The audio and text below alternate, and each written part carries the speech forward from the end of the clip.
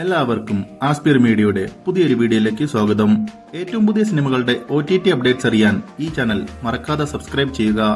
ആദ്യത്തെ അപ്ഡേറ്റ് കാതലിക്ക നേരമില്ലൈ എന്ന തമിഴ് സിനിമയെക്കുറിച്ചാണ്. ജയൻ രവിയും നിത്യ മേനോനും തകർത്തഭിനയിച്ച റൊമാന്റിക് കോമഡി മൂവിയാണ് കാതലിക്ക നേരമില്ലൈ.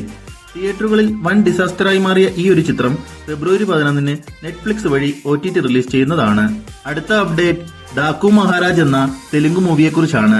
നന്ദമൂരി ബാലകൃഷ്ണ, ഉർവശി റൌട്ടേല, ബോബി ഡിയോൾ എന്നിവർ കേന്ദ്ര കഥാപാത്രങ്ങളെ എത്തിയ ആക്ഷൻ അഡ്വഞ്ചർ മൂവിയാണ് ഡാക്കു മഹാരാജ്. തിയേറ്ററുകളിൽ നിന്നും ആവറേജ് വിജയം നേടിയ ഈ ഒരു ചിത്രം ഫെബ്രുവരി 9-ന് പാൻ ഇന്ത്യൻ ഭാഷകളിൽ നെറ്റ്ഫ്ലിക്സ് വഴി OTT റിലീസ് ചെയ്യുന്നതാണ്.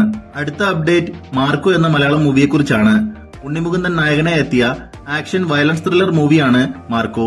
തിയേറ്ററുകളിൽ നിന്ന് വൻ വിജയം നേടിയെടുത്ത ഈ ഒരു സിനിമ ഫെബ്രുവരി 14-ന് സോണി ലീവ് വഴി OTT റിലീസ് ചെയ്യുന്നതാണ്. അടുത്ത അപ്ഡേറ്റ് ധൂംധാം എന്ന ഹിന്ദി സിനിമയെക്കുറിച്ചാണ്. യാമി ഗൌതം, പ്രദീപ് ഗാന്ധി എന്നിവർ പ്രധാന റോളുകളിലെത്തിയ ആക്ഷൻ കോമഡി റൊമാന്റിക് മൂവിയാണ് ധൂംധാം. ഇപ്പോൾ ഈ ഒരു സിനിമ ഫെബ്രുവരി 14-ന് നെറ്റ്ഫ്ലിക്സ് വഴി OTT റിലീസ് ചെയ്യുന്നതാണ്.